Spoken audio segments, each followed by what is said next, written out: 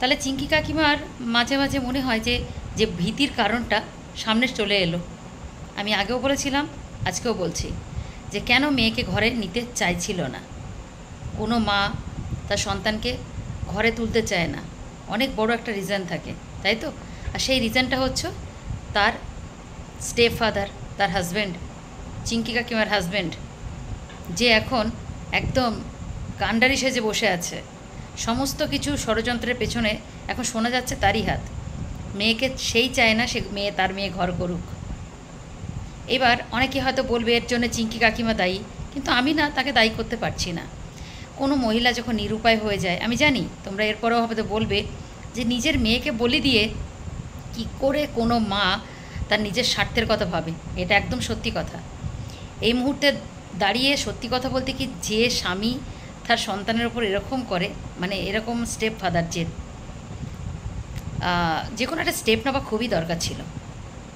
নিজেও ধুকে ধুকে মরছে, মেয়েটাকে বলি করে দিয়েছে। সবাই যেটা বলছে যে পুরো একদম মেয়েটাকে সামনে রেখে পিঙ্কি কাকিমা বা চিঙ্কি কাকিমা তোমাদের, মানে তিনি এখন মেয়েকে দিয়ে ব্যবসা করাচ্ছেন, মানে মেয়েকে সামনে রেখে উনি বাঁচতে চাইছেন। সত্যি কথা বলতে কি, সত্যি এরকম বাবা পৃথিবীতে যেন আর দুটো না দেন। প্রত্যেক যারা ভালো ভালো স্টেপ ফাদার রয়েছে তাদের নামে কলঙ্ক নেই। খুব বলতে খারাপ লাগছে, আজকে যে কমেন্ট সেকশন ভরে যাচ্ছে সবার ভিডিওর নিচে, লাইভের নিচে, যে মেয়েকে ভোগ করছে তার বাবা, আর মেয়েকে ভোগ করবে বলে তার বাবা তার শ্বশুরবাড়িতে পাঠাচ্ছে না। প্রতি রাতে ঘুমের ওষুধ খাইয়ে মেয়ের সাথে নোংরামো করে। আর চিঙ্কি কাকিমা মেয়েকে সামনে দিয়ে তারপরে ব্যবসা করছেন, নিজে স্বামীকে বাঁচাচ্ছেন। স্বামী, এগুলো কি সত্যি স্বামী? চিঙ্কি কাকিমা, আমি তোমার কাছে জানতে চাই, সত্যি কি এটা স্বামী?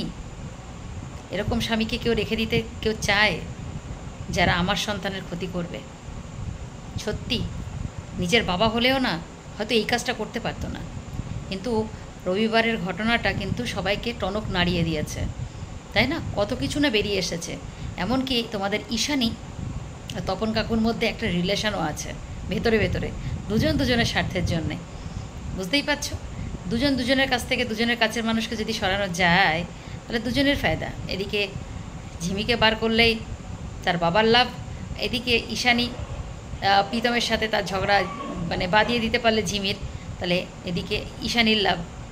তো দুজন বেশ দুই কাণ্ডারই ভালো মিলেছে, কিন্তু দুজনের স্বার্থে আছে।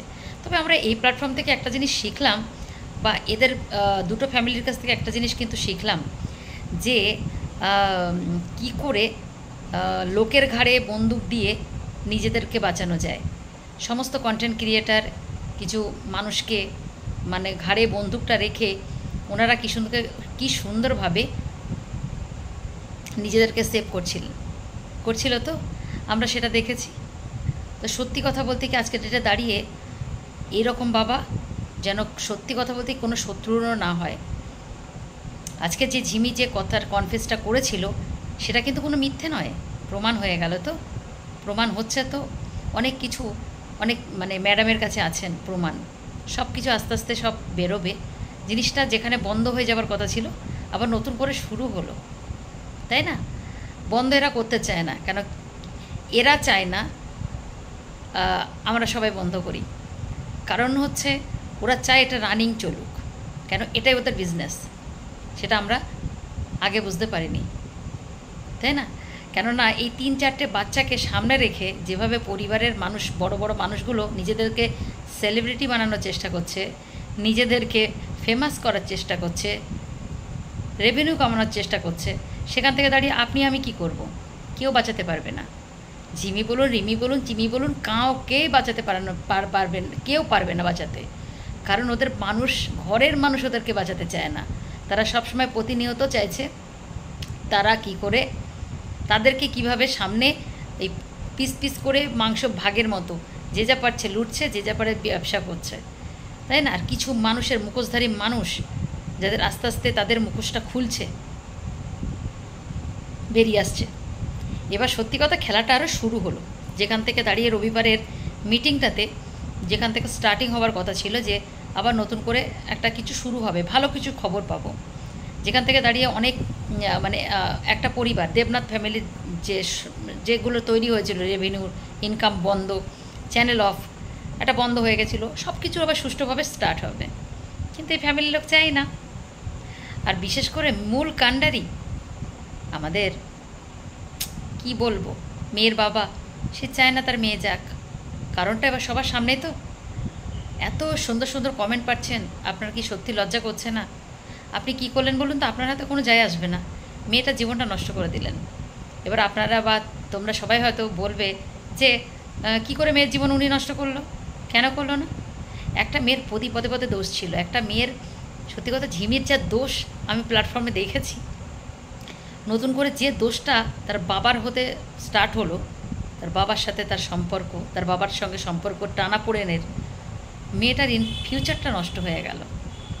এখন যেটা দাঁড়িয়ে যেটা ঘটনা, ওই বাড়ি থেকে বেরিয়ে গিয়ে যদি এখন আবার নতুন করে মানুষের সাথে সংসার করে, রিতমের সাথে, তাই না, তাহলে বেঁচে গেল। আর যদি এরপরে ও থেকে যায় ওই বাড়িতে, ব্যবসা তোকে নিয়ে হবেই, তার পরিবর্তে নিজের সমস্ত কিছুটাই চলে যাবে।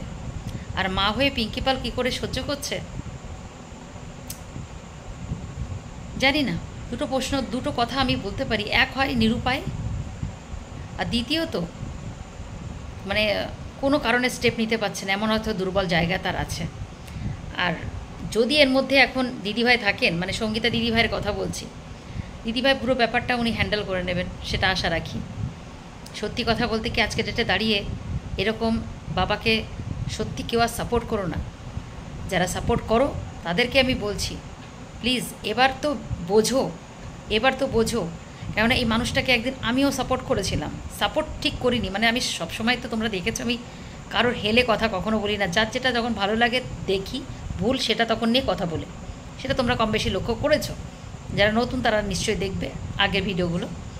তো তোমাদেরকে একটা কথা বলতে চাই যে ইনি একটা সময় কন্ট্রোভার্সিতে, যেটা আমি দেখেছিলাম যে জামাইকে দুটো খারাপ কথা বলেছিল বা ভালো কথা, সবটাতে প্রত্যুত্তর দিয়েছি, কিন্তু ভেতরে যে এত কিছু, কারণটা যে এত কিছু পরপর সব বেরিয়ে আসছে, তার মধ্যে যা আমরা ওপেন লাইভে ভিডিওতে ওদের যা যা সবার কাছে যা প্রমাণ সব কিছু যা রয়েছে, তাতে করে ওদের বিপদ বাড়বে বই কি কমবে না। এই মুহূর্তে দাঁড়িয়ে তার বাবার উচিত মেয়েকে ভালোভাবে, তার মেয়ের যদি কোনো কিছুতে ঘাটতি বা কষ্ট থাকে, সেইটুকু তার জামাইয়ের বাড়িতে তুলে দিয়ে এসে মেয়েকে সেইখানে ঘর সংসার করতে বলা, 4 হাতটাকে 1 হাত করে দেওয়া, তাই না? এখন জানি না, মানে এক বহুরূপী মানুষ দেখেছি, কিন্তু এরকম বহুরূপী আমি সত্যি দেখিনি। যারা ক্যামেরার সামনে আসে একরকম, আর ক্যামেরার বাইরে আর একরকম, এক এক করে সব খোলস ছাড়ছে। সবথেকে অবাক লাগছে, এই মানুষগুলো প্রতিনিয়ত এই সোশ্যাল মিডিয়ার কিছু মানুষকে সামনে রেখে কাজ করে গেছে। সবাই তাদেরকে ভুল বুঝে তাদের গালাগালি করেছে, একে অপরের কন্টেন্ট ক্রিয়েটারের মধ্যে ঝগড়া বাঁধিয়ে দেওয়া, ভিউয়ার্সদের মধ্যে একটা বাজে একটা মানে ইনফরমেশান ছড়িয়ে দেওয়া, সমাজকে একটা বাজে মেসেজ দেওয়া, সমস্ত কিছুর পেছনে তোমরা কি বুঝতে পারছো না যে এই বাড়ির লোকগুলোই দায়ী? বাড়ির লোকগুলোই যে যার স্বার্থে আছে। আবার পুনরাবৃত্তি করে কথাটা বলছি, এই বাড়ির লোকগুলো সত্যি কথা বলতে এই 4-5টা বাচ্চাকে, 3-4টে বাচ্চাকে এরা টোটালি ইউজ করছে, মানে চরমভাবে ইউজ করছে। রেভিনিউ, নিজের ফেমাস হওয়া, কেউ সেলিব্রিটি হতে চাইছে, কেউ একদম এই মুখটা লোকের সামনে সুন্দর করে বোঝাতে চাইছে, যেগুলো আদৌ তারা না। কারণ তাদের একটু পিন মারলেই, তাদের খোঁচা দিলেই মানে সব কিছু বেরিয়ে আসে। তারা হচ্ছে এরকম বহুরূপী। এই নয় তারা কিন্তু ভালো মনের, তাদেরকে খোঁচা দিয়ে দেখবে একটু, তাদের সব গলগল করে বেরিয়ে আসবে। তো এরা হচ্ছে সেই প্রকৃতির।